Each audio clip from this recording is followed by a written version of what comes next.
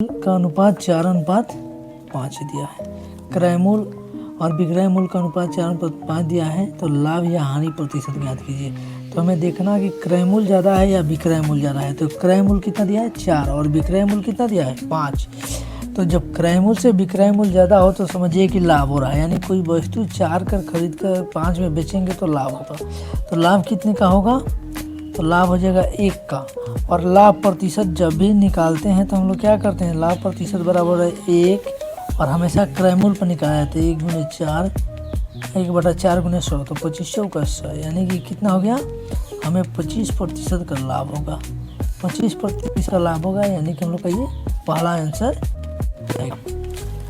दूसरा क्वेश्चन दिया है कि एक टैंक में 2 नल 2 ए और बी है जो इस प्रकार कम से कम 5 भर सकते हैं। एक आउटलेट सी है जो पूरे टैंक को 30 घंटे में खाली कर सकता है।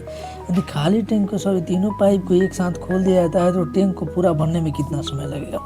तो मान लीजिए कि ये 1/5 ये एक मिनट का काम लेंगे 1/6 और ये खाली कितना कर रहा है 30 घंटे में, तो 1/30 हो जाएगा। इन तीनों का एलसीएम कितना होता है 30, तो 6 5 30 और ये 5 6 का 30 हो जाएगा और ये 1 हो जाएगा, 6 5 11 हो जाएगा। 11 में से 1 जाएगा तो कितना बचेगा 10 और 10 ये कितना हो जाएगा, यानी कि हमें 3 घंटा में ये तीनों पाइप टंकी भर जाएगा। कितना समय पूरा समय लेगा टैंक को पूरा भरने में, कितना समय लेगा 3 घंटा समय लेगा। अगला क्वेश्चन दिया है कि 6% वार्षिक दर से 25,000 राशि पर 2 वर्ष का चक्रवृद्धि ब्याज क्या होगा।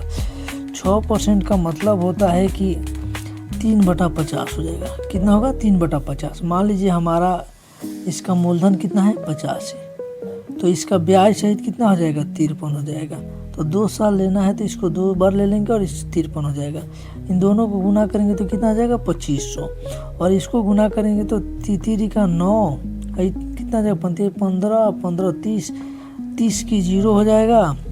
कितना हो जाएगा 50 25 2809 हो जाएगा, यानी कि इसका अंतर कितना हो रहा है 2500। तो 2500 का वैल्यू दिया है 25,000। 2500 का वैल्यू कितना दिया है 25,000। तो ये 2 0 से 2 0 कट जाएगा और 25 से 25 कट गया, यानी कि 10 गुना है तो ये भी 10 गुना होगा। तो इसका हम लोग को केवल चक्रवृद्धि ब्याज निकलना है। तो ब्याज निकलना है तो ये 2500 2800 में 9 से 2500 घटा देंगे तो कितना आएगा 309 आएगा। तो ये 10 गुना है तो इसे भी 10 गुना करेंगे तो कितना आ जाएगा 3090। इसका आंसर हो जाएगा, कितना होगा 3090। अगला दिया है कि सबसे छोटी अभाज्य। तो सबसे छोटी अभाज्य संख्या क्या होती है 2 होती है और सबसे छोटी भाज्य प्रकृत संख्या का मौसम। तो सबसे छोटी भाज्य संख्या क्या होती है 4 होती है। तो इसके दोनों का एचसीएफ ज्ञात करेंगे। तो एचसीएफ क्या होगा, एचसीएफ का मतलब होता है कि दोनों में वो संख्या आना चाहिए। तो एचसीएफ हम लोग को क्या हो जाएगा एचसीएफ 2 हो जाएगा। क्या होगा एचसीएफ 2 हो जाएगा।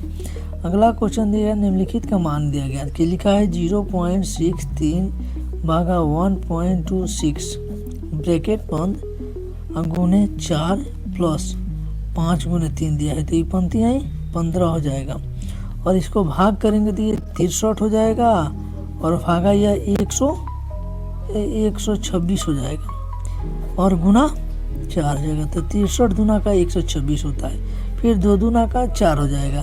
तो ये हो जाएगा आपका 15 2 17। इसका 17 आंसर आ जाएगा। अब अगला क्वेश्चन देखते हैं, दिया है 11 नंबर कि निम्नलिखित में कौन सा युग्म सअभाज्य है। सअभाज्य का मतलब होता है कि दोनों को प्राइम नंबर हो, यानी कि दोनों एक दूसरे से नहीं कटे। तो ये तो 33 39 और 13 5 65 ही तो कट जाएगा। 6 और 35 ये नहीं कट सकता है। 14 और 21 7 के पढ़ा में थे ना, ये 6 और 35 का क्या है, इसका एचसीएफ 6 और 35 का एचसीएफ क्या आएगा 1 आएगा। जिसका भी एचसीएफ 1 आता है वह क्या कहलाता है सअभाज्य संख्या कहलाता है। 12 नंबर दिया है कि √2 माइनस √3 कौन सी संख्या है। तो ये हमें ये है √3 ये एक अपरिमेय संख्या होगा। अपरिमेय संख्या इसलिए होगा क्योंकि 2 का रूट निकलेगा नहीं और 3 का भी रूट निकलेगा नहीं, और जिस संख्या का रूट नहीं निकलता है वो क्या कहलाता है अपरिमेय संख्या